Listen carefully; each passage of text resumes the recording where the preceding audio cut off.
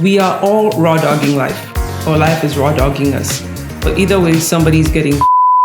So I decided to make a definitive list of why you should set your life on fire. There is so much information on the internet about optimizing your life to be more productive, more efficient. But sometimes the most productive thing you can do is start again. Why do I feel qualified to teach people how to set their lives on fire? Well, I have done it multiple times within my 26 short years on this planet. These are some of the things I have learned about destroying your life and building it up again. Let's get started at Notre Dame, Indiana. My parents had the very smart idea of sending a 17-year-old who had never been to America to college there. I went to a small liberal arts all-women's college called St. Mary's College, Indiana, and I took all my engineering classes at the University of Notre Dame. My parents understood one fundamental truth about setting your life on fire. Fuck them kids. Yes, you heard me. Fuck them kids. Fuck them kids. Fuck the kids? Yeah. Even when it comes to other obligations such as a mortgage, a spouse, pets, fuck every single one of them. Just get rid of them. And there is a very important reason why you should do so. But let's start off on how you could get rid of them. If you have a pet that is not possessed by a demon, such as a chihuahua, you should be able to get it rehomed or readopted. So that deals with pets. When it comes to a spouse, honestly, just tell them you're cheating on them. Tell them you are having fun with whoever you find closest to you. The mailman, the butcher's son. Keep on naming names until they leave you, because they could be with someone significantly better. As for your child, you actually have a moral imperative to abandon them. Why? How else are they meant to become a D1 athlete, or Hokage, or literally protect the streets of Gotham if they had a well-adjusted childhood? If you want to make sure your child becomes a superhero, you have to become the ultimate villain. Literally, become the final boss. Give them a reason to prove someone wrong for abandoning them. Basically, everyone in your life will be better off without you being there. So why don't you just leave and start afresh? That's exactly one reason why you should set your life on fire. After college, I moved from Indiana to Columbus, Ohio for a job.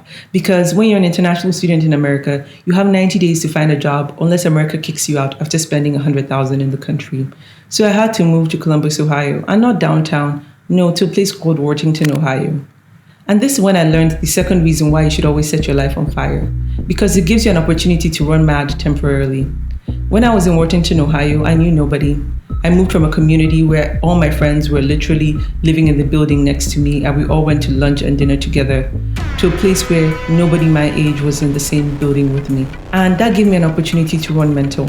This time gave me the permission to not be a normal person, to change the color of my hair, to pick up hobbies I never did after I left Columbus, to be able to meet people I knew I would never speak to afterwards, and to blame all my bad behavior on being a foreigner because I knew my time there was temporary. Another important reason why you should set your life on fire is that it allows you to run mad temporarily. Another perk of destroying your life is that it allows you to let go of a life that no longer serves you. After I left Columbus, Ohio, I moved to San Francisco and eventually Oakland because I was beginning my job as a software engineer at Reddit, and I was ready to leave Columbus behind and start a new life. While in San Francisco and Oakland, I actually became far more of myself because I had done all the crazy things back in Columbus and I was leaving that crazy bitch behind. And now I was a more relaxed, stable version of myself. I had figured out so many things about myself during this time of experimentation in Columbus that I was able to take on San Francisco and Oakland with far more courage. I would never give up my time in Columbus, but I think it's necessary that as you burn down your life, you know that it gives you the courage to build an even greater one. The fourth reason why you should be willing to burn down your life, because sometimes life will set itself on fire. While I was in San Francisco, after working 2 years in Reddit, they applied for my H-1B twice and I didn't get it. So I had to move to a European office. I had to give up the beautiful life that I'd been building for myself in San Francisco and Oakland. I had to give up the chartreuse couch that I got for myself from the best website on planet Earth, Facebook Marketplace.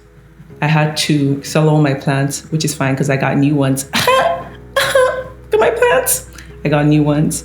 And I had to be willing to just surrender to the process. And this is why sometimes you have to be willing to burn down your life, because it allows you to be flexible for when life actually self-destructs and you're able to rebuild from the ashes of your previous life. Finally, and most importantly, The last reason why you should be willing to burn down your life is because sometimes the life that you are living is not the life you even want. I have a mentor who I call whenever I'm in mental emotional distress. He has a PhD, but not in psychology. I think in math and computer science. However, he still handles all my mental afflictions because anybody who does a PhD in math and computer science clearly needs some form of help. While I was in Dublin, I would always reach out to him and say things like, I wish I could set my life on fire. And he'd always joke about how a lot of people actually wish that they could just do over their entire life. And I realized the life at Dublin I was living was not the life I truly wanted for myself. I could now reflect on my life and see how a lot of the choices and circumstances I were in were none of my making. I went to school in America because it was the best thing to do.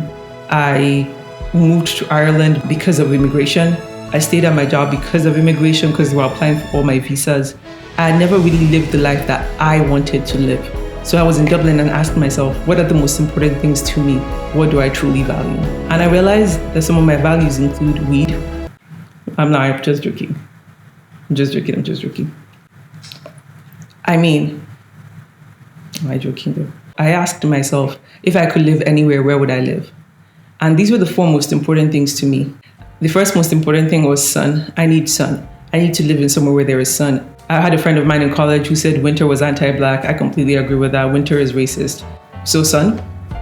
The second thing I needed was lower taxes. I hated paying so much taxes in San Francisco just to live on streets that were covered with shit and always be afraid and all the challenges that came with living in SF. The third most important thing to me was minimal racism. Like, I want a place to be racist enough that I get the bus to myself, like the seat to myself, but not racist enough that someone would talk to me and start harassing me. So I just needed average racism. And the last thing I needed was weed. Yeah, I needed a place where weed was at least decriminalized. Not like I'm trying to get weed. I'm very sober now because I'm already unhinged enough that I probably should not be smoking weed. But I still wanted to live in a place where weed was decriminalized at least. So when I had those four things, I forgot the actual most important thing. Welcome to my memory. Maybe I should actually stop smoking weed. The actual most important thing for me was a place where my work was not tied to my immigration and my immigration was not tied to my work. When I put all those five things together, I was able to figure out that my next move was to move to Portugal because they allowed me to do so. And this is some of the reasons why I think people should be willing to tear down their life. And it's also like, I've been in Portugal for the past couple of, maybe going on a month, 2 months now, and it's been good so far. But I also know that I'm in the honeymoon phase. So give it like 6 months. I will literally be screaming about how here is a God-forsaken place. Absolutely God-forsaken. And the saddest people come here for KFC and McDonald's. But one of the times that I knew Portugal and Lisbon was for me as a whole was this. Look at this cup. This big ass cup. I probably could have gotten this cup anywhere, but look at this cup. It's as big as my head. Just look at it. Look, my cup, my head. And I have a big head. Like, I have a larger than average sized head, but I just wanted to show off my cup. It actually has nothing to do with Lisbon. I just wanted you all to see how big my cup was. I am enjoying Lisbon so far, and I'm enjoying specifically taking full control of my life. I remember when talking to my mentor and I realized that I was in full control of my life. If I wanted to go marry some homeless person on the street, I could do that. If I wanted to quit my job and start nursing, I could do that. I could do anything I wanted with my life. And that was so terrifying for me because if I knew that I could drive my life in the way I wanted to, I would be far more bold, I'll be far more courageous. If I did not have the chains of like immigration and family obligation around me, I would move like a fucking, like I would let my unhinged self into the world. I have so much wickedness I have yet to give the world and I can't wait to do so. These are some of the reasons why you should set your life on fire. Because honestly, we're all raw dogging life. Or life is raw dogging us. But either way, somebody's getting fucked. And if you would love for me to come into your life and set things on fire or destroy your life to the point of no return, the link will be below and I will see you all next time. But never forget, screw yourself before life screws you over. Bye.